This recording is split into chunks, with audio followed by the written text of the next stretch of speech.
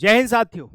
Daily vocab show में आज का सेशन धमाल मचाने वाला है। बेहतरीन तरीके से हम लोग आज का सेशन कंप्लीट करेंगे और आज का सेशन पिछले 4-5 सेशन से थोड़ा सा डिफरेंट होगा क्योंकि आज हम लोग टारगेट करने वाले हैं मेरे प्यारे साथियों 200 प्लस वर्ड्स सिंगल वीडियो के अंदर। यानी कि आज की क्लास के अंदर हमारा जो मेन पर्पज मेन टारगेट रहेगा वो 200 वर्ड्स का कम से कम रहेगा या उससे ज्यादा। ठीक है, कैसे वो मैं आपको क्लास के आखिरी में कैलकुलेट करके बता दूंगा कितने वर्ड्स हमारे हो गए आज के सेशन में। ठीक है, और ये जो सेशन होता है ये डेली वोकैब शो है जो कि हर रोज सुबह 10 बजे आप लोगों को मिल जाता है आपके इस प्लेटफॉर्म पे। ठीक है, तो चलिए सेशन की हम लोग शुरुआत करेंगे पूरे जोश के साथ। इस सीरीज में जितने भी सेशंस मैं आप लोगों को दे रहा हूँ हाईली एग्जाम ओरिएंटेड है। एक भी वोकैबुलरी ऐसी नहीं होगी जो आपके एग्जाम से रिलेट ना करती हो या आपके एग्जाम से मतलब आपके एग्जाम में जो वर्ड्स पूछे जाते हैं उस तरह की ही वोकैबुलरी हम लोग यहाँ पे डिस्कस कर रहे हैं, इसीलिए इसका नाम हाईली एग्जाम ओरिएंटेड शानदार वोकैबुलरी शो है। ठीक है, चलो शुरू करते हैं। आज की क्लास का पहला शब्द आपके सामने है। फॉर्मेट किस तरह का रहता है वो भी मैं आप लोगों को यहाँ पे दिखा चुका हूँ कई बारी। एक फोटो होता है जिससे आप इस वर्ड को कनेक्ट करने की रिलेट करने की कोशिश करते हैं, उसका इंग्लिश मीनिंग हिंदी मीनिंग उसका यूज एक सेंटेंस के अंदर यूज करके दिखाते हैं। सेंटेंस के इस वर्ड के सिनोनिम्स हमारे पास होते हैं, एंटोनिम्स भी हमारे पास होते हैं। ठीक है, so let's start the session. आज की क्लास का पहला शब्द है अजाइलम। तो सबसे पहले समझो अजाइलम क्या होता है। आश्रय या शरण। एक होता है शेल्टर, ठीक है, एक होता है शेल्टर, ये होता है शरण स्थल। शरण स्थल जैसे आप ये कह सकते हैं कि यह जो घर है ना ये इसको आप शेल्टर भी कह सकते हो। और यहाँ पे अजाइलम है जिस जगह पे लोग आश्रय लेते हैं। ठीक है, एक शरण लेते हैं। ठीक है, ये भी नाउन होता है, शेल्टर भी, और अजाइलम भी आपका क्या होता है, नाउन होता है। अजाइलम का मतलब होता है शरण, या फिर आप कह सकते हैं यहाँ पे पहले तो इसके पार्ट्स ऑफ स्पीच का नाम लिखोगे आप, नाउन की तरह यूज किया जाएगा। अजाइलम का मतलब होता है protection granted to someone seeking refugee या रिफ्यूज। रिफ्यूज और रिफ्यूजी में देखो क्या फर्क होता है। रिफ्यूज नाउन होगा आपका, रिफ्यूज क्या होता है जी, ये आपका नाउन होता है, इसका मतलब भी शरण होता है, इसका मतलब भी शरण होता है। और रिफ्यूजी कौन होते हैं जी, रिफ्यूजी, रिफ्यूजी कैंप सुना होगा, ये शरणार्थी होते हैं, शरणार्थी होते हैं। ठीक है, बात को समझने की कोशिश करो। ठीक है, अब देखो यहाँ पे ना एक कई सारी चीजें हैं, मतलब एक एक वर्ड के अलग अलग सेंस में मीनिंग यहाँ पे आप देख सकते हैं। देखो मैं सारी चीज एक्सप्लेन करूंगा, ठीक है, मजेदार तरीके से। जैसे हमने यहाँ पे अजाइलम देखा, ये नाउन की तरह यूज हो रहा है, ठीक है, और इसका मीनिंग कहाँ पे यूज कर रहे हैं हम लोग, शरण के सेंस में। अब देखो इसको आप वर्ब की तरह भी यूज कर सकते हैं, यानी कि अजाइलम एक तो शरण होती है, शरण स्थल भी होता है, शरण स्थल भी कह सकते हैं जगह। जैसे शेल्टर है तो शेल्टर का मतलब शरण भी होता है, शरण स्थल भी होता है, यानी कि ये एक दूसरे के सिनोनिम्स हैं। ये आश्रय, शरण, हेल्प, और हेल्प देने वाला भी शेल्टर होता है। शरण स्थान भी होता है, शरण स्थल, और शरण देने वाला भी होता है। ठीक है, शरण, शरण तो जानते हो ना, आश्रय, हेल्प, असिस्ट, ये होता है। शरण देने वाला भी होता है शेल्टर। ठीक है, कई अलग अलग सेंस में यूज कर लेते हैं हम इनको। ऐसे ही यहाँ पे रिफ्यूज का मतलब होता है, रिफ्यूज एक वर्ड आपको ये मिल जाएगा, एक ये हो गया और एक आपका शेल्टर हो गया। रिफ्यूजी का मीनिंग आपको पता चल गया। अब आ जाते हैं, जैसे यहाँ पे लिखा है the refugees were granted, refugees को अजाइलम मिला है इन द नाइबरिंग कंट्री, जो भी पड़ोसी देश होते हैं वहां पे। जैसे कि अगर पाकिस्तान से कोई लोग भाग के आते हैं इंडिया में, तो इंडिया पे बॉर्डर पे एक अजाइलम बना दिया जाता है, शेल्टर बना दिया जाता है, वहां पे लोग कहीं से भी आके बॉर्डर पर रुक सकते हैं। ठीक है, हाँ। सेंचुरी होता है, ये एक प्रोटेक्शन होता है। रिफ्यूज, सेंचुरी, हेवन, शेल्टर, ये सब क्या होते हैं, सिनोनिम्स होते हैं। देखो शेल्टर यहाँ पे लिखा भी है। एक होता है परसिक्यूशन। परसिक्यूशन का मतलब होता है डेंजर जोन है, कि यहाँ पे कोई भी सुरक्षित नहीं है। ठीक है, ये आपका प्रोटेक्शन कह सकते हो, प्रोटेक्शन भी इसमें हो जाएगा। और थ्रीट होती है डर, धमकी, डर हो गया, एक्सपोजर हो गया, लोगों को प्रोटेक्ट नहीं किया जा रहा है, एक्सपोज किया जा रहा है। जैसे कि मान लो निकाला जा रहा है, ढूंढ के निकाला जा रहा है, तो परसिक्यूशन हो गया, डेंजर हो गया, एक्सपोजर हो गया, थ्रीट हो गया। ये नेगेटिव सेंस में आ गया, डर हो गया, धमकी हो गई। अच्छे अच्छे शब्द हैं, याद करने ही पड़ेंगे।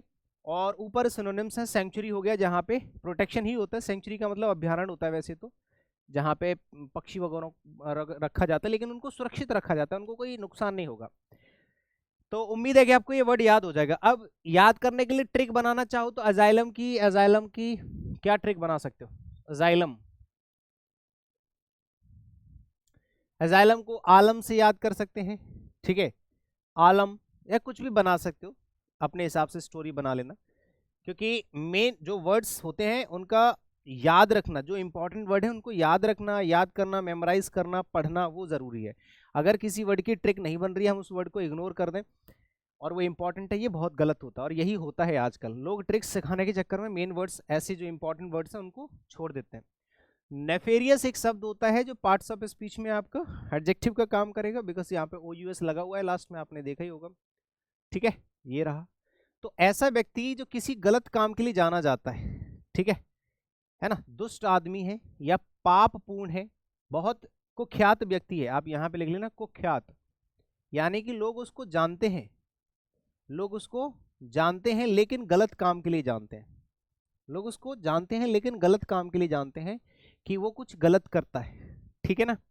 तो विग्ड कह सकते हैं, चालाक है, क्रिमिनल है और दुष्ट प्राणी है। बहुत अच्छा वर्ड है, इसका सिनोनिम हो जाएगा विग्ड, हो जाएगा क्रिमिनल, हो जाएगा द विलेन, विलेन भी हो जाएगा, villains, nefarious plans, nefarious plans. अगर कोई व्यक्ति कुछ गलत काम करने के लिए फेमस हो जाता है, जैसे लोगों को मारना, काटना, उनसे पैसे छीनना, लूटना, है ना, इस तरह के क्राइम करने के लिए फेमस हो जाता है कोई व्यक्ति, उसको हम कुख्यात बोलते हैं, नेफेरियस। ये बंदा जाना तो जाता है लेकिन गलत कामों के लिए जाना जाता है, तो नेफेरियस हो जाएगा, ठीक है जी। The villain's nefarious plans, villain के कैसे प्लान्स? नेफेरियस प्लान्स हैं, ठीक है, were thwarted by the hero, hero के द्वारा उनको थ्वार्ट कर दिया गया, विध्वंस कर दिया गया था, डेस्ट्रॉय, थ्वार्ट का मतलब होता है डिस्ट्रॉय, ठीक है, डिस्ट्रॉयड, समझ गए। एविल कह सकते हैं बुराई से भरा हुआ, सिनिस्टर हो सकता है पापी, ठीक है, मेलिशियस होता है दुष्ट प्राणी, और वाइल होता है विग्ड, वाइल हो गया, विग्ड हो गया, ये सब सिनोनिम्स होते हैं, विग्ड हो गया, वाइल हो गया, ठीक है, मेलिशियस हो गया। मेलिशियस जो वर्ड है वो मेली से बना है, मेले एक रूट वर्ड होता है, ये एक रूट वर्ड होता है, ठीक है, ये एक रूट वर्ड होता है, मेले मतलब होता है बुरा, ठीक है, बुरा, मेले मतलब होता है बुरा, बेकार। जैसे मेलेवोलेंट आपने पढ़ा होगा, वेनेवोलेंट, मेलेवोलेंट, ठीक है, तो ये सब मेलेवोलेंट का मतलब बुरा व्यक्ति होता है। नोबल होता है एकदम सही, सीधा साधा, बढ़िया आदमी है, ठीक है, ईमानदार, ईमानदार, काइंड कह सकते हो, ठीक है, काइंड, दयालु किस्म का व्यक्ति है कोई, ठीक है। ऑनरेबल होता है सम्माननीय, राइटियस, वर्चुअस, ये सब होते हैं अच्छे सेंस में, कि कोई व्यक्ति वर्चुअस है या कोई व्यक्ति राइटियस है, ऑनरेबल है, सम्माननीय है, ये तो देखने में बुरा लग रहा है। अब आ जाता है कल्टीवेटेड, तो सबको पता होना चाहिए भाई, कल्टीवेटेड का मतलब होता है खेती किया हुआ, ठीक है, या खेती से रिलेटेड कह सकते हैं, ठीक है ना। अच्छा, कल्टीवेटेड के दो अलग अलग सेंस होते हैं, देखो, खेती से रिलेटेड भी कह सकते हैं, और दूसरा यहाँ पे होता है किसी भी चीज़ को जैसे शिक्षित करना या सही करना, जैसे रिफाइंड, शुद्ध करना। कल्टीवेटेड मतलब हो जाएगा आपका, ये तो वर्ब की तरह यूज करा जाता है, वर्ब से ही बना है, ठीक है ना, एडजेक्टिव की तरह भी यूज किया जा सकता है, वर्ब और एडजेक्टिव दोनों तरह से आप इसको यूज कर सकते हैं। जब वर्ब की थर्ड फॉर्म पास्ट पार्टिसिपल बन जाती है तो एडजेक्टिव का भी काम करने लग जाती है। तो कल्टीवेटेड का मतलब होता है रिफाइंड, यानी कि शुद्ध करना, ठीक है, हाँ, शुद्ध करना, साफ करना, शुद्ध या साफ करना, ठीक है, रिफाइंड, एजुकेटेड और वेल मैनर्ड। अगर कोई चीज़ ऐसी है जो शुद्ध है, शिक्षित है, वेल मैनर्ड है, डिसिप्लिन्ड है, ठीक है, जैसे आप देखोगे इस फोटो में, देखो तो यहाँ पे जो भी पौधे हैं, जो पेड़ वगैरह, पौधे वगैरह लगा रखे हैं इस किसान ने, इनको कैसे लगा रखा है? एकदम कल्टीवेटेड फॉर्म में। एक तो कल्टीवेट का मतलब उगाना भी होता है, ठीक है, कल्टीवेट का मतलब, देखो मैं यहाँ पे दूसरा मीनिंग भी बता दूं कल्टीवेट का। मेजरली तो यहाँ पे जो वर्ड यूज किया गया है वो एडजेक्टिव की तरह यूज किया गया है। बाकी कल्टीवेट का मतलब होता है, कल्टीवेट का मतलब पैदावार करना। जब इसको वर्ब की तरह यूज करोगे तो इसका मतलब होता है पैदावार करना, ठीक है, पैदावार करना या उगाना, उपज करना, उपज करना लिख लो, उपज करना, ठीक है जी, हाँ। सोफिस्टिकेटेड होता है बहुत ही शांत, सीधा साधा, एकदम डिसिप्लिन्ड बंदा जो किसी भी कार्य में अड़ंगा नहीं डालेगा, इंटरफेयर नहीं करेगा। पॉलिश्ड होता है, सीधा साधा, रिफाइंड होता है, शुद्ध, सिविलाइज्ड होता है। सभ्य के सेंस में सारे के सारे वर्ड्स यूज किए जा रहे हैं, ठीक है ना। और एक होता है अनकल्चर्ड, है ना, रूड, इम्प्योर कह सकते हैं। अगर कोई व्यक्ति इम्प्योर है, अशुद्ध है, ठीक है, असभ्य है, कैसा है मेरे भाई, असभ्य है अगर कोई प्राणी, अगर कोई व्यक्ति असभ्य है, ठीक है जी, तो उसको कहते हैं अनकल्चर्ड, क्रूड, अनपॉलिश्ड, बार्बरिक, ठीक है। तो ये वर्ड्स याद हो जाने चाहिए। आगे चलो, एवर्स का मतलब देखो। एवर्स का मतलब होता है अरुचिकर या अपोज्ड भी कह सकते हैं, ठीक है। हाँ, एवर्स का मतलब होता है अरुचिकर, हैविंग अ स्ट्रॉन्ग डिसलाइक, यानी कि विपरीत कह सकते हो, ठीक है। ये भी आपका पार्ट्स ऑफ स्पीच में आप इसको एडजेक्टिव की तरह यूज करोगे और इसका मतलब हो जाता है विपरीत, ठीक है। विपरीत, विपरीत यानी कि अनफेवरेबल इंटरेस्ट के साथ जो बंदा होता है उसको कहते हैं हैविंग अ स्ट्रॉन्ग डिसलाइक और अपोजिशन। वह व्यक्ति जो विरोधी जैसा होता है, किसी चीज का विरोधी भी कह सकते हो, किसी चीज का अपोज करने वाला, विरोध करने वाला, उस व्यक्ति को हम लोग कहते हैं क्या, क्या कहते हैं उसको, हाँ, सी इज एवर्स टू, और इसके साथ में फिक्स प्रेपोजिशन रहती है to. She is averse to eating spicy food, वह स्पाइसी फूड खाने के विरोध में रहती है हमेशा, यानी कि वह कभी नहीं चाहेगी कि वो स्पाइसी फूड खाए। आ रही है बात समझ में, हाँ। तो अपोज्ड मतलब वह व्यक्ति जो बिल्कुल खिलाफ है किसी चीज के। रिलक्टेंट होता है बिल्कुल अपोजिट, लापरवाह कह सकते हैं हम। लोथ मतलब होता है मेरे प्यारे साथियों घृणित, क्या होता है, घृणित होता है। रेसिस्टेंट क्या होता है, रेसिस्टेंट क्या होता है, एकदम विरुद्ध, किसी चीज के एकदम विरुद्ध, ठीक है जी। बाकी विलिंग होता है ऐच्छिक, ऐच्छिक जो व्यक्ति इच्छा रखता है किसी चीज की, तो उसको हम लोग कहेंगे ऐच्छिक है ये बंदा, कैसा है, ऐच्छिक है। इंक्लाइंड होता है जो किसी चीज को चाहता है, करना चाहता है खुद से। फेवरेबल है, एग्रीएबल है जो किसी चीज के सहमत है, किसी चीज से सहमत है। आप इस व्यक्ति को देखो, इधर से तूफान आ रहा है, कुछ भी इसके लिए अब इसे भागना चाहिए, जबकि ये सीना तान के वहां पर खड़ा हो गया, तना हुआ एकदम खड़ा हो गया आके, तो इसको हम लोग क्या कहेंगे, ये बिल्कुल उसके सामने खड़ा हुआ है, उसका सामना कर रहा है, ठीक है, अपोज्ड। आगे बात समझ में, चलिए, हाँ, आगे आ जाओ नेक्स्ट।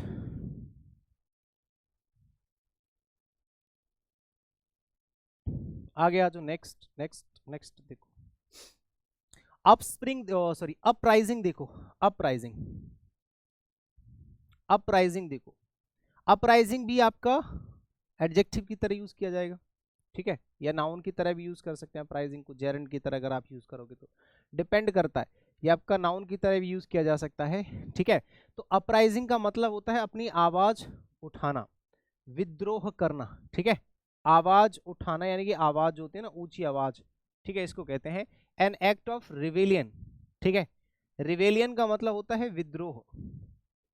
तो विद्रोह की जो भावना होती है ना मेरे भाई, an act of rebellion, rebellion की जो भावना होती है, जैसे आप देखो इस व्यक्ति को, ये क्या कर रहा है, लोगों के सामने अपनी आवाज उठा रहा है, ठीक है, आवाज उठा रहा है कि सुनो भाई, हम नहीं सहेंगे, नहीं सहेंगे, freedom for, freedom and justice, पता नहीं क्या है, फ्रीडम फॉर जस्टिस, ये कुछ लिखा हुआ है। तो किसी चीज के प्रति अपनी आवाज उठाना, उसके लिए अपना विद्रोह करना, इसी को हम लोग क्या कहते हैं मेरे भाई, अपराइजिंग कहते हैं, ठीक है। The uprising against the oppressive regime spread, spread verb की सेकंड फॉर्म हो गई, अक्रॉस द कंट्री। ध्यान से सुनो, यहाँ पे मैं स्प्रेड की तीनों फॉर्म बता देता हूँ, ठीक है, क्योंकि ये पैसिव वॉइस में बहुत ज्यादा काम आता है, बहुत से लोगों को पता नहीं होता है, लेकिन पता होना चाहिए। जो स्प्रेड है, स्प्रेड, इसकी तीनों फॉर्म एक जैसी होती है, याद रखना इस चीज को, ठीक है। हाँ, स्प्रेड, स्प्रेड, स्प्रेड, ठीक है, ये फर्स्ट फॉर्म, ये सेकंड फॉर्म और ये थर्ड फॉर्म, तीनों फॉर्म एक जैसी होती हैं। आ रही है बात समझ में जी। दूसरी चीज, जैसे यहाँ पे ऑपरेसिव वर्ड होता है, तो ऑपरेसिव का मतलब होता है अत्याचारी, ठीक है, अत्याचारी, दमनकारी कह सकते हो। दमनकारी ऐसी चीज, ऐसा व्यक्ति, रिजिम समझो पहले, रिजिम का मतलब होता है शासन, ऐसा शासन जो चीजों का दमन कर देता है, खात्मा कर देता है, या हम पे अत्याचार कर रहा है, हम इनके खिलाफ अपराइज कर रहे हैं। अपराइजिंग मतलब विद्रोह, विद्रोह किसके खिलाफ, दमनकारी या अत्याचारी शासन के खिलाफ फैल गया है पूरे संसार, पूरे देश में। ठीक है, तो यहाँ से एक वर्ड आपको ये मिल जाएगा ऑपरेसिव, एक रेजिम मिल जाएगा, रेजिम, वैसे रेजिम बोलते हैं। 1 2 3 4, 4 हो गए, 5 6 7, 7 वर्ड हो गए, 8 9 10 11। मतलब हर स्लाइड पे आप मिनिमम 10 वर्ड्स तो कलेक्ट कर ही रहे, मिनिमम 10 से ज्यादा ही जाएंगे भाई, मैं सच बता रहा हूँ। 10 वर्ड से ज्यादा हो सकते हैं, 11 12 9 भी हो जाएंगे तो वो मेंटेन हो जाएगा। हम ऑन एन एवरेज एक स्लाइड पे 10 वर्ड्स तो पढ़ ही रहे हैं, एटलीस्ट 10 वर्ड से गो थ्रू हो रहे हैं, और हर एक वर्ड को हम लोग समझते हुए चल रहे हैं। ठीक है, तो रिवेलियन हो जाएगा विद्रोह, रीशरेक्शन, ठीक है, सॉरी इंसरेक्शन, रीसरेक्शन नहीं इंसरेक्शन, इंसरेक्शन का मतलब होता है विद्रोह, insurrection INSURRECTION, mutiny, mutiny, revolt, ये सब होता है। म्यूटिनी तो होता है अत्याचार, आपने पढ़ा ही होगा, अत्याचार या फिर विरोध कह सकते हैं किसी चीज का, उपद्रव, विद्रोह, जो लोग किसी चीज के खिलाफ उपद्रव मचाते हैं तो उसको हम लोग म्यूटिनी कहते हैं। बाकी सबमिशन, सबमिशन होता है एकदम, अगर कोई व्यक्ति सबमिसिव है तो बहुत सीधा सा आता है। ठीक है, ये होता है सबमिशन मतलब शांति, क्योंकि ये तो नाउन है, इसी से सबमिसिव वर्ड बन जाता है। यहाँ से एक और वर्ड आप पढ़ सकते हैं सबमिसिव। सबमिसिव क्या होता है, पार्ट्स ऑफ स्पीच में एडजेक्टिव का काम कर रहा होता है, इसका मतलब होता है सीधा, सीधा सादा। अगर कोई व्यक्ति सीधा सादा है तो इसको कहते हैं हम लोग सबमिसिव। कॉम्प्लायंस क्या होता है, कॉम्प्लायंस क्या होता है, शांति। ओबीडियंस होता है आज्ञाकारिता, आज्ञाकारिता, ठीक है, ओबीडियंस होता है आज्ञाकारिता। लॉयल्टी क्या होती है, वफादारी, वफादारी, ये तो आपको पता ही होगा, ये सारे के सारे वर्ड्स अलग अलग टाइप के हैं। ठीक है ना, मीनिंग सबका मिलता जुलता है, तो आप फोटो से रिलेट भी कर सकते हैं। हर एक चीज यहाँ पे आप लोग पढ़ रहे हैं, इनको रिवाइज जरूर करते रहना, रिकॉल करते रहना, मेमोराइज करते रहना, जिससे आपको ये वर्ड्स दिमाग में सेट होते चले। प्लेज समझ लो, प्लेज एक वर्ड होता है, प्लेज, देखो प्लेज आपका नाउन की तरह यूज किया जाने वाला वर्ड है, इसका मतलब होता है प्रतिज्ञा, आशीर्वाद। ठीक है, इसका क्या मतलब होता है, प्रतिज्ञा, यानी कि अ सोलेम्न प्रॉमिस, पूरी तरह से अगर आपने कोई प्रॉमिस करा है, और कमिटमेंट खुद से, आप खुद से सोलेम, सोलेम, सोलेम। देखो यहाँ पे एक और वर्ड आपको मिल गया, ठीक है, एक और वर्ड आपको यहाँ पे मिल गया, इसको भी आप लोग लिख लीजिएगा। सोलेम्न प्रॉमिस, ऐसा प्रॉमिस जो सीरियस है कि भैया मैं इस बार ना गंदी आदतें छोड़ दूंगा, जैसे कि शराब, जुआ, कुछ भी ऐसा है जो आप छोड़ रहे हो। तो सोलेम्न का मतलब होता है सीरियस, सोलेम्न मतलब गहन, सीरियस, सीरियस यानी कि गहन, गहन कह सकते हो या फिर गंभीर कह सकते हो, गहन या फिर गंभीर कह सकते हो। ठीक है जी, हाँ। अ सोलेम्न प्रॉमिस और कमिटमेंट, एक ऐसा कमिटमेंट जो बिल्कुल सोलेम्न है, गंभीर है, कमिटमेंट ऐसा जो खुद से किया है लेकिन सीरियस है। ठीक है, he took a pledge, he took a pledge to serve the nation with integrity, integrity मतलब अखंडता, अडिगता। ठीक है, हर एक वर्ड को डीपली समझते हो चलो। इंटेग्रिटी का मतलब होता है अखंडता, अखंडता, अडिगता, समझ रहे हो, या फर्म बोल सकते हैं ना,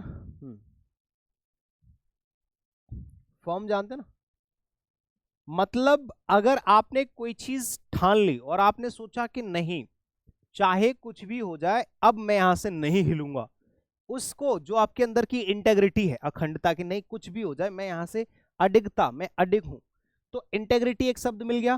प्लेग आपका वर्ड है ये मेन वर्ड, ठीक है, साथ के साथ आपको सोलेम ने एक वर्ड मिल गया, 1 और 2 और 3, 3 वर्ड तो यहीं पे मिल गए। ठीक है, ही टुक अ प्लेग, उसने एक प्रतिज्ञा ली, to serve the nation, nation को सर्व करेगा विद इंटेग्रिटी, अखंडता के साथ, ईमानदारी, इंटेग्रिटी ईमानदारी भी कह सकते हैं, फर्म तो आप जानते हैं। तो 3 वर्ड तो ऊपर से ही मिल गए हमें, चौथा, पांचवा, छठवां, सातवां, 8 9 10 11, फिर से 11 वर्ड। ठीक है, ओथ मतलब होता है शपथ, वो मतलब होता है खुद से किया गया कमिटमेंट, एश्योरेंस होता है आश्वासन, ठीक है, दिलासा, कमिटमेंट तो कॉमन वर्ड है, ये ऊपर लिखा हुआ है कमिटमेंट। ठीक है, अब आ जाते हैं ब्रेक। ब्रेक मतलब होता है तोड़ना किसी चीज को। रिजेक्शन होता है तोड़ना। डिनायल मतलब मना करना। रिजेक्शन भी। डिसअप्रूवल या डिसवोवल। डिसओवल का मतलब होता है कि आपने किसी चीज के लिए मना कर दिया। अब ये व्यक्ति क्या कर रहे हैं, ऐसे एक साइन होता है यूएस में, किस तरह से आप प्रतिज्ञा लेते हैं, ओथ लेते हैं, ठीक है। प्लेग को कैसे याद करोगे, प्लीज से याद कर सकते हैं, उसने प्लीज बोल के ये प्रतिज्ञा ले लिया, कुछ भी ऐसे करके याद कर सकते हो। रूथलेस एक ऐसा व्यक्ति होता है जिसको किसी पे दया नहीं आती, ठीक है। निर्दयी, क्रूर, ये आपका पार्ट्स ऑफ स्पीच में एडजेक्टिव का काम करेगा, ठीक है मेरे बाबू। हाँ जी। तो शोइंग नो मर्सी, अब यहां से एक शब्द आपको मर्सी मिल गया, दया या पिटी, दोनों का मतलब होता है दया, ठीक है जी। मर्सी और पिटी दोनों ही नाउन होते हैं, दोनों का मतलब होता है जी दया, ये भी नाउन ये भी नाउन, ठीक है। शोइंग नो मर्सी और पिटी, जो व्यक्ति कभी किसी दूसरे व्यक्ति पे, जानवर पे दया नहीं दिखाता है, उसको रूथलेस कहते हैं, ठीक है। द रूथलेस डिक्टेटर, डिक्टेटर का मतलब होता है तानाशाह, डिक्टेटर का मतलब होता है तानाशाह, एक ऐसा शासक जिसको कभी किसी पे तरस नहीं आता है। Silenced, silenced all opposition, silence का मतलब होता है शांत कर देना, शांत करना, ठीक है। जब ये वर्ब की तरह यूज किया जाएगा ना, तो वर्ब की यहाँ पे सेकंड फॉर्म है ये। साइलेंस का मतलब देखो, साइलेंस नाउन भी होता है, शांत, ठीक है। साइलेंस, साइलेंस वर्ड को समझो पहले।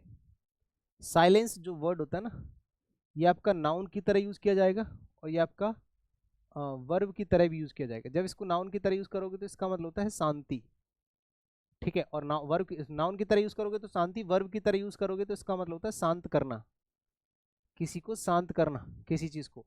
तो जो तानाशाह था, कैसा, रूथलेस, रूथलेस मतलब बहुत ही निर्दयी तानाशाह था। पहली बात तो तानाशाह पहले से ही निर्दयी होता है। द रूथलेस डिक्टेटर साइलेंस्ड, उसने शांत कर दिया सभी अपोजिशन को, अपोजिशन मतलब विपक्ष, जो भी उसके विपक्ष में खड़ा रहा सबको मरवा दिया, विपक्ष को। विद हार्स, हार्स मतलब कठोर, मेजर्स मतलब जो भी हथकंडे अपनाए जाते हैं, हार्स मतलब कठोर होता है। अगर आपको हार्स का मतलब भी नहीं पता है तो ये भी आप यहाँ से लिख सकते हैं, ठीक है। तो 1 हो गया, 2 हो गया, 3 हो गया, 4 हो गया, 5 6 7 वर्ड तो आपको ये मिल गए। 8 9 10 11 12 13 14 15 वर्ड हो गए भैया। मर्सीलेस, मर्सी से बना है मर्सीलेस, वह व्यक्ति जो निर्दयी है। कैलॉज कठोर होता है, कठोर होता है, ठीक है। क्रूल होता है, पिटीलेस होता है, ठीक है। अब आ जाते हैं जैसे कंपैशनेट मतलब होता है दयालु, कंपैशनेट होता है दयालु, वह व्यक्ति जो दयालु होता है, ठीक है। काइंड हो गया, जेंटल हो गया, कंसिडरेट जो चीजों को कंसिडरेट मतलब कंसिडर करता है, कंसिडरेट दयालु। डाइवल्ज देखो मेरे भाई, डाइवल्ज का मतलब क्या होता है, डाइवल्ज को पार्ट्स ऑफ स्पीच में वर्ब की तरह यूज किया जाता है, जिसका मीनिंग होता है प्रकट करना, किसी चीज को सामने रखना, ठीक है, सबके सामने रखना, पब्लिक करना, खुलासा करना, ठीक है। टू रिवील, देखो रिवील का मतलब होता है डिस्क्लोज, देखो ये और ये और ये सिनोनिम्स हो गए सारे के सारे। डिस्क्लोज का मतलब होता है प्रकट करना या खुलासा करना, उजागर करना, खुलासा करना, खुलासा करना किसी चीज का, या फिर उजागर करना कह सकते हो, उजागर करना, ठीक है। किसी चीज का उजागर करना, खुलासा करना, ये होता है, ठीक है। सी रिफ्यूज मतलब होता है मना करना। डाइवल्ज, ठीक है, टू डाइवल्ज यानी कि उसने खुलासा करने से मना कर दिया, प्रकट करने से मना कर दिया। एनी डिटेल्स, कोई भी डिटेल्स अबाउट द कॉन्फिडेंशियल, बहुत अच्छा वर्ड है, आपको अगर ये नहीं पता ना तो सीक्रेट होता है इसका मतलब, याद रखना। कॉन्फिडेंशियल का मतलब होता है सीक्रेट, रहस्यमयी या खुफिया, रहस्यमयी, ठीक है, इसका मतलब होता है रहस्यमयी, रहस्यमयी। कॉन्फिडेंट अलग होता है, कॉन्फिडेंशियल होता है। कॉन्फिडेंशियल का मतलब होता है सीक्रेट, गुप्त, रहस्यमयी, गुप्त कह सकते हो। अगर गुप्त मीटिंग के बारे में कोई भी डिटेल प्रकट करने से मना कर दिया, ठीक है, एक वर्ड, 2 3, ठीक है, 4 5, सीक्रेट, रिवील हो गया, डिस्क्लोज हो गया, एक्सपोज हो गया, चीजों को एक्सपोज करना, अनकवर करना, ठीक है। हाँ, एक होता है कंसील, छिपाना, हाइड, छिपाना, सप्रेस, दबाना, रिटेन, बनाए रखना, समझ गए, छिपाना, बनाए रखना, छिपाना या फिर बनाए रखना किसी चीज को। आ रही बात समझ में, चलिए बहुत बढ़िया। आ जाओ नेक्स्ट वर्ड, जैसे आप देख रहे हो यहाँ पे इसमें जो भी डिटेल है उसने सबको प्रकट कर दिया यहाँ पे, ठीक है, सब कुछ सामने रख दिया, खोल के प्रकट कर दिया, रिवील कर दिया, प्रकाशित कर दिया। अब आ जाते हैं डाइवल्स। ये तो डाइवल्ज था, ये डाइवल्स, डाइवल्ज देखो कुछ खास फर्क नहीं है, देखो देखो देखो, जी की जगह एस कर दिया बस, थोड़ा सा ही देखो, ये आपको कह सकते हैं, देखो बस एक सेकंड रुकना, ये चला गया, ठीक है, आ गया, ये गायब हो गया, देखिए देखिए देखिए, यहाँ पे आप समझने की कोशिश करो, डाइवल्स और डाइवल्ज में थोड़ा सा ही फर्क है। सबसे पहली बात तो ये भी वर्ब की तरह यूज किया जाएगा, इससे पहले डाइवल्ज था और ये डाइवल्स है, ठीक है, तो कोशिश करते हैं समझने की। डाइवल्ज का मतलब होता है अलग करना, सेपरेट करना, बिल्कुल, ठीक है, अलग कर देना। टू टीयर अपार्ट वायलेंटली, किसी चीज को टीयर अपार्ट वायलेंटली मतलब क्रूरता के साथ, उपद्रवता के साथ, खुकारता के साथ थोड़ा सा अलग कर देना, किसी चीज को फाड़ के तोड़ के अलग कर देना, ठीक है। वायलेंटली अच्छा वर्ड है, उग्रता के साथ, इसका मीनिंग यहां पे लिख लीजिएगा, उग्रता पूर्वक, उग्रता पूर्वक, किसी चीज को उग्रता पूर्वक अलग कर दिया आपने। वायलेंट से बना है वायलेंटली, वायलेंट एडजेक्टिव होता है उग्रवाद, उग्रवाद ऐसे कह सकते, उग्रवादी, और वायलेंटली होता है उग्रता पूर्वक अलग करना। द अर्थक्वेक, अर्थक्वेक का मतलब पता है, भूकंप होता है, नहीं पता हो तो लिख लीजिएगा, भूकंप, ठीक है। डाइवर्स्ड मतलब अलग कर दिया है। द सिटीज इंफ्रास्ट्रक्चर, इंफ्रास्ट्रक्चर मतलब आप जानते हैं जो बिल्डिंग का कंस्ट्रक्शन होता है बना हुआ, उसको कहते हैं इंफ्रास्ट्रक्चर, मतलब फ्रेम। तो इंफ्रास्ट्रक्चर को, सिटी के पूरे इंफ्रास्ट्रक्चर को क्या कर दिया, डाइवर्ज कर दिया, अलग कर दिया, तोड़ दिया, बिखेर दिया, ठीक है। रिप हो जाएगा फाड़ना, सीवियर होता है काटना, अलग करना, काट कर अलग करना, ये बहुत बढ़िया वर्ड है। सीवर का मतलब होता है काट कर अलग करना, अलग करना, काट कर अलग करना, स्पेशली किसी बॉडी पार्ट को काट के अलग कर देना। रेंच होता है, ठीक है, और डिसजॉइन होता है, एक तो जॉइन होता है जोड़ना, डिसजॉइन अलग करना, रेंच होता है तोड़ना, अलग करना। एक होता है यूनाइट, इकट्ठा करना, जॉइन भी कर सकते हो, जॉइन या जॉइंट भी कर सकते हो, ठीक है, जॉइंट छोड़ो, जॉइन कर लो सिर्फ, तो जॉइन का मतलब भी यही होता है, ठीक है। जॉइन लिखा तो है, कनेक्ट हो गया, जॉइन हो गया, अटैच हो गया, सॉरी, ठीक है। तो जोड़ना, यूनाइट करना, कनेक्ट करना, ये सब एंटोनिम्स हो जाएंगे, ऊपर आपके सिनोनिम्स लिखे हैं। फोटो से देख लो ये दोनों अलग अलग हो गए हैं, ठीक है। नेक्स्ट है आपका मेलेवोलेंस। अभी अभी मैंने बताया था थोड़ी देर पहले कि मेल एक रूट वर्ड होता है, मेले, मेले, मेले एक रूट वर्ड होता है, मैंने थोड़ी देर पहले बताया था, याद हो तो आपको, जिसका मतलब होता है बुरा, तो ये बुरे से ही रिलेटेड होगा। मेलेवोलेंस आपका पार्ट्स ऑफ स्पीच में नाउन हो जाएगा, ठीक है, ये तो आपका नाउन है, और एक और वर्ड बन जाता है मेलेवोलेंट, ठीक है, यहां लिख देता हूं, मेलेवोलेंट, मेलेवोलेंट होता है, ये वन वर्ड्स में बहुत बार पूछा जाता है, ठीक है। मेलेवोलेंट आपका पार्ट्स ऑफ स्पीच में एडजेक्टिव हो जाता है। और एक और रूट वर्ड होता है बेने, बेने, ठीक है, हाँ,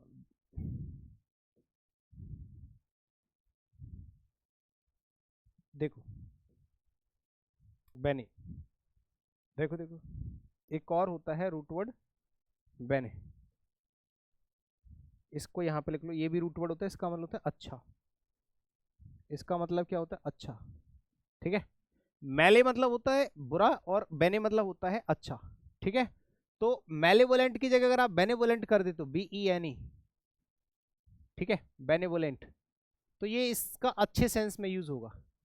अगर वह व्यक्ति जो बहुत ही परोपकारी है, दयालु है, दयालु, ठीक है, और परोपकारी है, परोपकारी है, अगर कोई व्यक्ति परोपकारी है, ठीक है, तो उसको हम बेनिवोलेंट कहते हैं।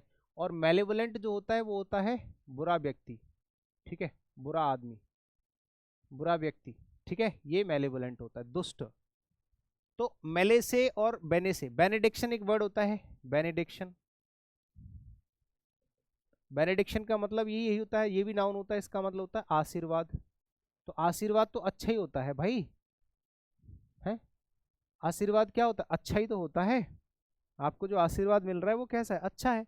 तो बेनिवोलेंट दयालु, परोपकारी, ये एडजेक्टिव, वो भी एडजेक्टिव दोनों। मैलेवोलेंस और बेनेवोलेंस, बेनेवोलेंस कर सकते हैं, बेनेवोलेंस हो जाएगा। ये बुराई और ये अच्छाई, ये भी नाउन है।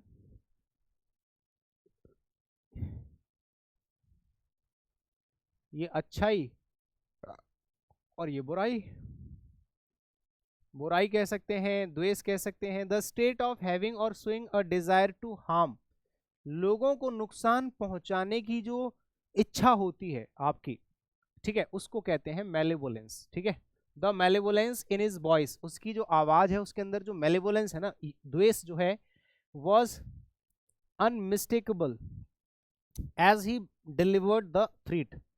ठीक है, यानी कि अनमिस्टेकेबल होता है, ऐसा नहीं कि गलती से हो गया है, नहीं, ये जानबूझ करके ऐसा बोलता है, उसकी आवाज में इस तरह का मैलेवोलेंस है, द्वेष है, जो जानबूझ के, ऐसा नहीं है कि मिस्टेकन गलती से हो गया, नहीं, जानबूझ करके वो ऐसा बोलता है।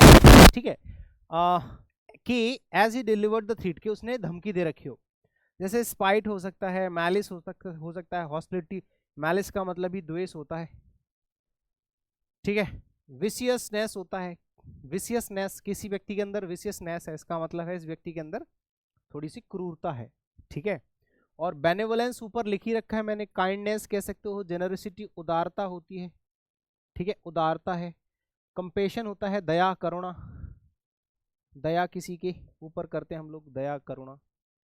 आगे चलो देखो, इनकम्प्यूटेबल, ऐसी कोई चीज जो इनकम्प्यूटेबल है, तो देखो पार्ट्स ऑफ स्पीच में तो ये एडजेक्टिव हो जाएगा, इसका मीनिंग क्या हो जाएगा, असीम यानी कि अपरिमेय, असीम यानी कि जो मापा ना जा सके, इनफिनिटी।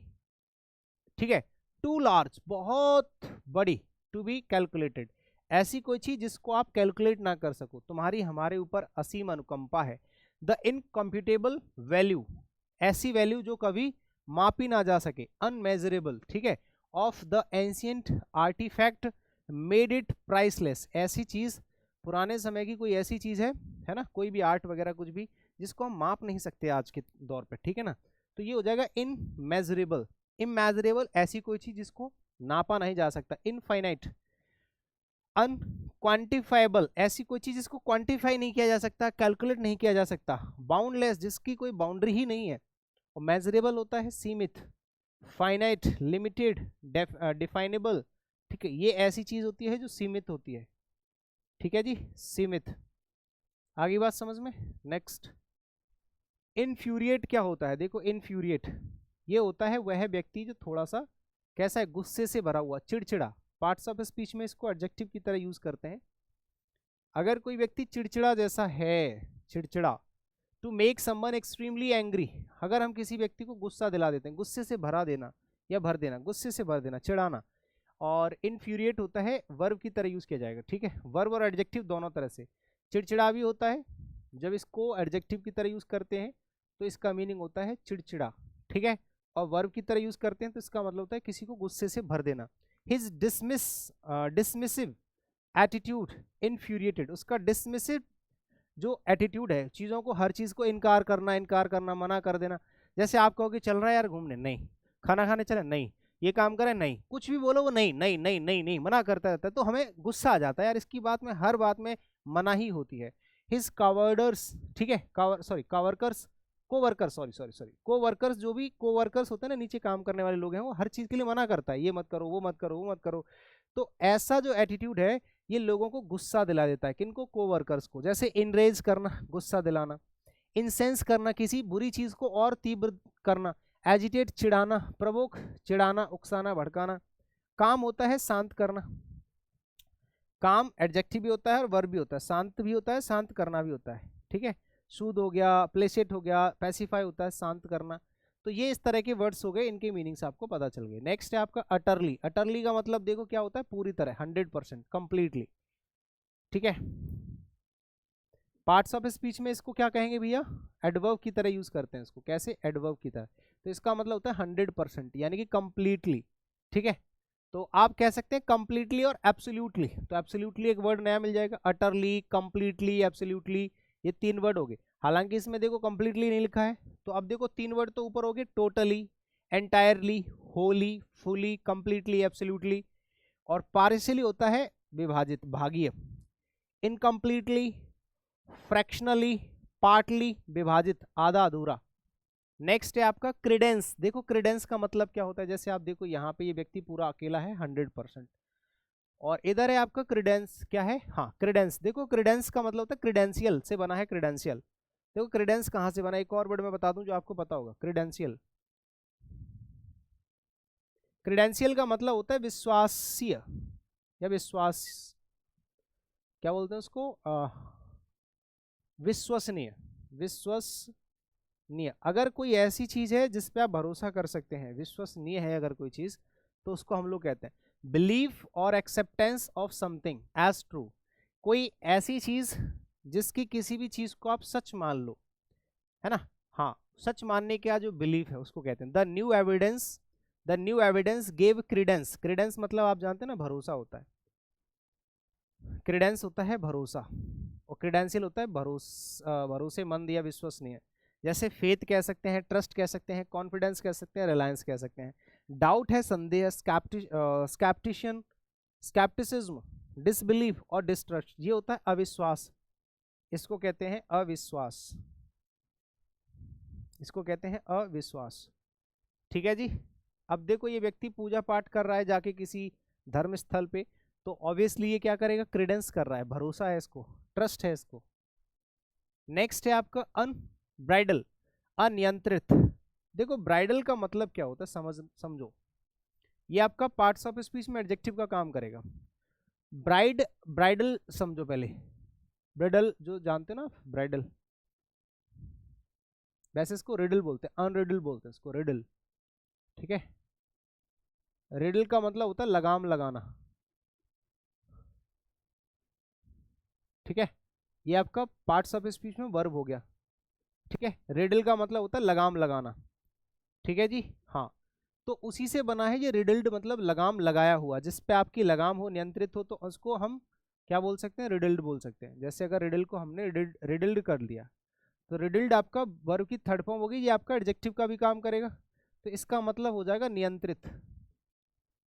अगर आपने किसी चीज पे लगाम लगा दी तो उसको नियंत्रित कर लिया।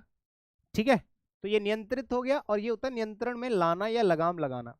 अब घोड़े पे अगर आपने लगाम लगा रखी है तो लगाम लगाने को ब्रिडल कहेंगे, सॉरी रिडल कहेंगे, और रिडल्ड मतलब लगाम लगाया हुआ है, इस पे लगाम है, नियंत्रित है। लेकिन अनरिडल्ड जिसकी लगाम ही नहीं है ना, अनरिस्ट्रेन्ड, अनियंत्रित, अनियंत्रित, अनियंत्रित, तो एक वर्ड आपका ये हो गया अनरिस्ट्रेन्ड, अनकंट्रोल्ड, अनकंट्रोल्ड, ये दोनों सिनोनिम्स हो गए इसके, तो तीन वर्ड आपको यहां से मिल गए। अनचेक्ड हो गया, अनकंट्रोल्ड हो गया, रैम्पेंट हो गया, अनरिस्ट्रिक्टेड हो गया। अनरिस्ट्रिक्टेड अलग है, अनरिस्ट्रेन्ड अलग है। एक, दो, तीन, चार, पांच, छह, ये दो बार हो गया तो मैंने काउंट नहीं किया, 6 वर्ड हो गए। द क्राउड इरप्टेड, इरप्टेड का मतलब होता है फूटना, फूटना, बिखरना, जैसे कि बिखरना या फूटना, जैसे कि महाकुंभ में जो भीड़ थी उसके कानों में कोई ऐसा मैसेज गया होगा जिसकी वजह से, या उनके दिमाग में ऐसा मैसेज गया होगा जिसकी वजह से सब लोग बिखर गए, फूट गए, इरप्टेड हो गए। इरप्शन समझते हो, फूटना, तो सब लोग भागा दौड़ी मतलब भागे जा रहे हैं, तो इसी को हम लोग क्या कहते हैं, इरप्शन कहते हैं। जो भगदड़ होती है ना, भगदड़, उसको इरप्शन कहते हैं। ठीक है, इरप्शन का मतलब हो गया भगदड़ या विघटन, समझ गए, तो इरप्टेड हो जाएगा, फूटना या बिखरना। और अनरिडल का मतलब होता है अनरिडल्ड जॉय आफ्टर दी विक्ट्री। जैसे यहां पे मान लो विजय है, विक्ट्री क्या होता है, विजय। ठीक है, विजय क्या होती है जी, विक्ट्री होती है।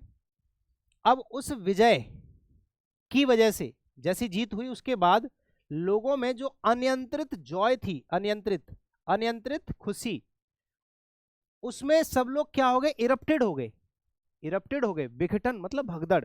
ठीक है, समझ गए, तो एक वर्ड आपको ये मिल गया, 4 वर्ड हो गए, विक्ट्री तो कॉमन वर्ड है, 4 वर्ड हो गए, 5, 6, 7, 8, 9, 10, 11, रिस्ट्रेंड हो गया, कंट्रोल्ड हो गया, और सबड्यूड हो गया या टेम्ड हो गया। ठीक है जी, ठीक है जी, देखो ये हो गए आपके सारे वर्ड्स कंप्लीट।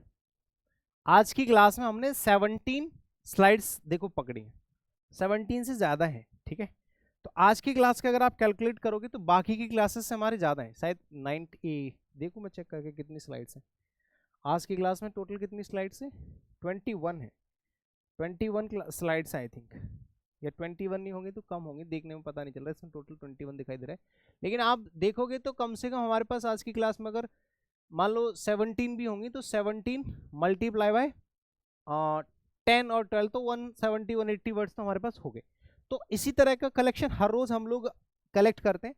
और डेली वोकैब्स तो बहुत जरूरी है, क्योंकि अगर आप पूरे दिन का एक शेड्यूल तैयार करते हैं पढ़ाई के लिए और उसमें आपका एक वोकैबलरी का डोज एडिड है कि मैं पूरे दिन में इतनी वोकैब याद करता हूं, तो उस हिसाब से आपके पास इतने वर्ड्स हर रोज के लिए बहुत है, काफी है। आप हर रोज इतने वर्ड्स याद करते हैं, आपके आने वाले 5-6 महीने में आपके पास बहुत बड़ा कलेक्शन हो जाएगा।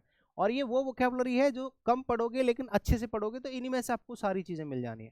ठीक है, अलग से बहुत ज़्यादा कुछ पढ़ने की आपको ज़रूरत नहीं पड़ेगी। सो आई होप कि आज का सेशन, अगर आपको गुरुकुल वगैरह की जानकारी लेनी है, किसी पेड कोर्स से रिलेटेड जानकारी लेनी है, किसी प्री मेंस किसी का भी बैच, अगर आपको पेड बैच वगैरह, तो आपके पास कॉन्टैक्ट नंबर से इंक्वायरी के लिए। ठीक है, गुरुकुल अगर आप लोग आना चाहते हैं तो आप आ सकते हैं। 5500 रुपये महीने में आप लोगों को यहाँ पे खाना पीना रहना, गाइडेंस, रूटीन, डाउट्स सब कुछ मिल जाता है, डायरेक्शन मिल जाता है पढ़ाई के लिए, 3 टाइम खाना मिल रहा है, हॉस्टल मिल रहा है, सब कुछ है, सिर्फ 5500 रुपये मंथली। ठीक है, 18 घंटे लाइब्रेरी आपको मिलेगी दिल्ली में। ठीक है, चलो आई होप कि आपको आज का सेशन अच्छा लगा होगा। कमेंट करके ज़रूर बताएं कि कैसा लगा। मिलते हैं अगले सेशन में कुछ और अच्छा सा लेके, तब तक के लिए शुक्रिया, बाय बाय, टेक केयर, जय हिंद।